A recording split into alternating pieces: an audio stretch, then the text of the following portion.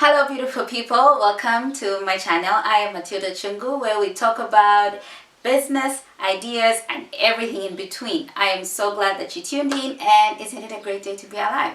So today I thought we'd take the time to discuss the possibility of starting a business in 2020. Crazy, I know. I'm actually even, it's a challenge that I've given myself, and it's crazy.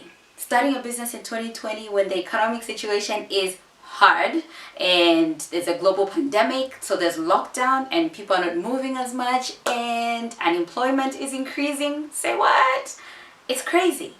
Our currency is depreciating, and would you want to start a business in this economy? I don't think so. But at the same time, I was thinking to myself, like, wait, if I'm not comfortable starting a business, other people may not be comfortable starting a business. But there are those few people who are having the times of their lives in this same environment, making a killing, and I wanted to be part of them, and I thought I should share it with you. So I was thinking, and of course I was discouraged when I thought about it, and then I started wondering, okay, so how am I going to get up and think of different ways, or even think of how I can start a business when the currency is going crazy? It's basically just depreciating every month, and inflation skyrocketing. You go to the store, one month you're using 1,000 kwacha to buy your groceries, the next it's 1,500. It's really hard, but we need to change something, and if you don't do anything about it, you might as well end up giving up your money, because your money will lose its value eventually. So I thought to myself, a great way of tackling this problem was to change my perspective. So whenever I'm faced with a challenge and I don't know what to do and I'm almost giving up, I try to look at it from a different angle. So here's my take on the different angle of a depreciating currency and increased unemployment and struggling economy. So how can this work for me? So there are a number of companies that started out during a recession or depression. Believe it or not, they are doing amazing right now. So I went out, I hooked you up. I looked at how many companies started during a recession or depression, and I got a few. So we have IBM in 1873 during the Great Depression, and we have Microsoft in 1975. We have Revlon in 1932, and we have MTV. That was in 1981, and Netflix that's making a killing right now in 1997, and then we have Airbnb that started in 2008 during the Great Financial Crisis. So what's stopping us? There are a number of companies that are doing pretty well right now that started out during a recession. There are a number of benefits to start your business during an economic recession or depression, depending on what you want to call this. A number of problems that countries or economies go through, and as a business person, you are always looking for problems, because all businesses basically are solving problems. What you want to do is find a problem, solve it, and sell it to people, sell the solution to people, and make money. So during a depression or recession, there are a lot of problems. So you don't really have to squint to see your problem. They are actually just there before you. Society will just show you, oh, people have a challenge doing this and that and this and that. So you can pick up one, give people a solution, and you're home and dry. So that's one of the benefits. There's so many problems. And coming to think of it, a third world country then is a gold mine for businesses.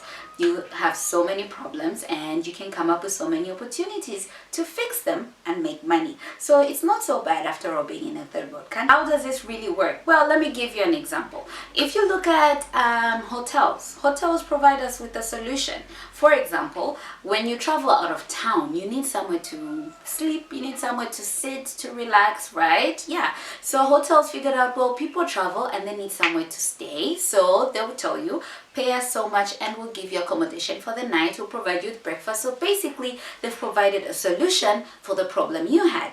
Another good example is your supermarkets. You get to a supermarket, they have all your groceries in one place. These guys have saved us so much stress by having a one-stop for us to shop all our groceries and get home, compared to you having to go from one manufacturer to the other looking for your groceries and stocking up. So that is one solution these guys have provided, isn't it? So what solution can you provide during a recession? So, what about a depreciating currency, you say? Well, with a depreciating currency, that is a bit of a problem. A bit of a problem because I don't like having to go to the store this week and spend 2,000 kwacha. Then next week I have to spend, or let's say next 2 weeks I have to spend 2,500 for the same amount of products, but I'm spending more, meaning my money is losing its value all the time, and largely because we're an importing country. So how does this benefit us during a recession? Well, if you're a manufacturer or you want to produce goods that people can buy, this is a perfect time. First of all, people don't have enough money to import products. So what are they looking for? They're looking for cheaper products that can give them the same service or the same satisfaction. So what you do is look into what people usually consume and give them an alternative. So for example, if we were buying, this is just an example, it's not really happening, this is just something from the top of my head. If I am buying, let's say, body lotion, I'm buying body lotion for, or body cream for 50 kwacha, right? And because of depreciation, I'm now going to spend like 70 kwacha. But if you're a local supplier, you know that I have limited money, my income hasn't increased. What you do is give me a similar product, kind of giving me the almost the same satisfaction or better or less or whatever, but at a cheaper rate, let's say 40 kwacha. I will have no problem buying from you because I'm trying to save a buck, right? Yeah, so this is where it becomes a gold mine for local suppliers or local producers actually. You can now come and have more shelf space in the stores. You are now replacing certain products. I don't want to say the names, but certain products that are going to be so expensive and are getting expensive. You come in and you replace them, and people trying to save their money will buy them without any stress. So another thing I like about a depreciating currency is that it makes our products more attractive to the international market.